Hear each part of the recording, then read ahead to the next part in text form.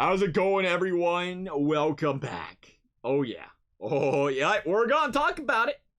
How do you not be a Bengals fan and not know the name, I guess if you don't live in Ohio, and not know the name Ahmad Sauce Gardner. Sauce Gardner projected to go, really we're seeing in mock drafts anywhere from 5th to 15th in the draft. More around the 5 to 10 range seems to be his sweet spot. The Bengals would have to go way up in the draft to try and acquire a guy like Sauce Gardner. The Bengals, though, if you can put a plug-and-play elite college corner, bring him into the NFL, and if he can just give you average corner abilities, average CB2, average CB1 abilities in year one, and then obviously grow from that into an elite corner, that's a fantastic pickup. Maybe he comes, plugs and plays, and he's elite year one.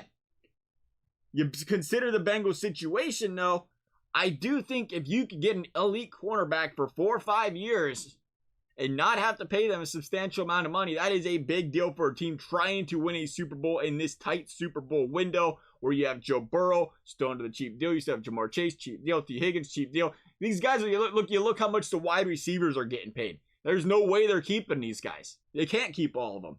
So if you can find a way in this small window to have a cheaper elite player in multiple positions, and you look at a guy like Sauce Gardner and say he could be that guy, you go after it.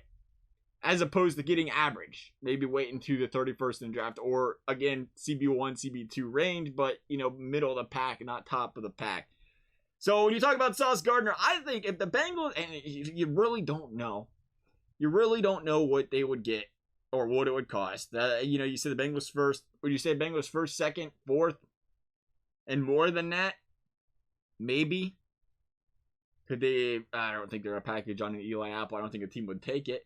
But how much would the price be?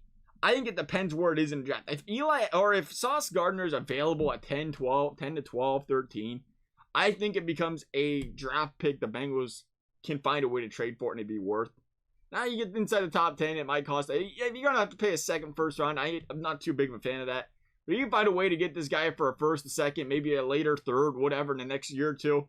That's a big deal for a team trying to win right now. Yeah, you want to build for the future. But at the same time, you got a franchise quarterback. You're going to build around that guy. You're going to get talented players in free agency that want to play for this football team. You're noticing that now. Or you may be able to be a little bit more expendable with those draft picks. And you look at a guy like Sauce Gardner. This is a guy, let's talk about the talent this guy would bring to the Bengals team. He hasn't allowed a touchdown in his entire collegiate career. And this guy has played, this wasn't his first year playing college football.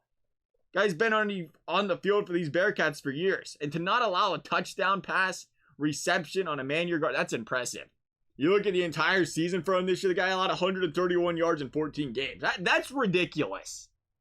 Per Pro Football Focus statistic there, by the way.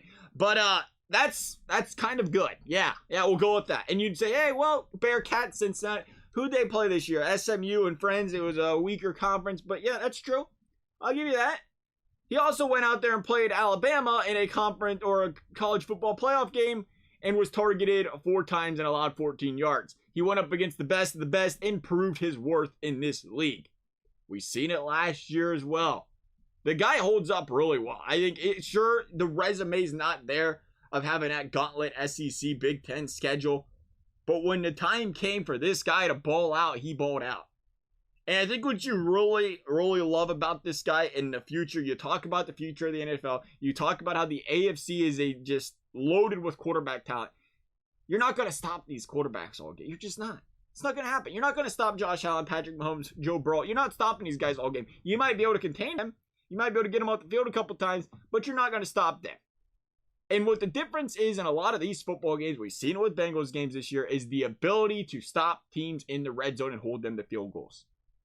You bring in Sauce Gardner, and that is something he does a very good job at. We just brought up, no touchdowns allowed. But not only that, this guy is the elite of the elite when it comes to press coverage. That's what you've seen him in for the most part in Cincinnati. And you consider red zone inside the 5, inside the 2. That's what you're playing, press coverage. He specializes in the area that I think is the most important in today's defensive NFL is the bend but don't break defense, the red area, hold them to field goals, get off the field, don't allow that touchdown. And this guy is an absolute specialist in those areas. He's proven he can go up against talented wide receivers, contain them, and keep them out of the end zone. And if you have a chance to bring a guy like that on your football team, again, 4 or 5 years under team control before he's like, hey, yeah, I'd like 20, 25 million a year.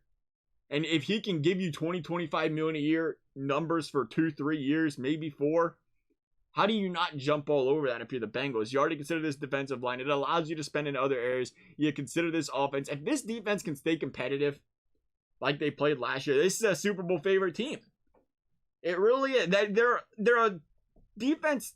They're a defense of 2021 away from being in the Super Bowl again this year, because they really were short an offensive line from winning a Super Bowl. They fixed the offensive line. They got the same weapons. Joe Burrow's going to be a year older. I hate to just assume Bengals in the Super Bowl, but if you could get the same product as last year and just an improved offensive line, the Bengals win the Super Bowl.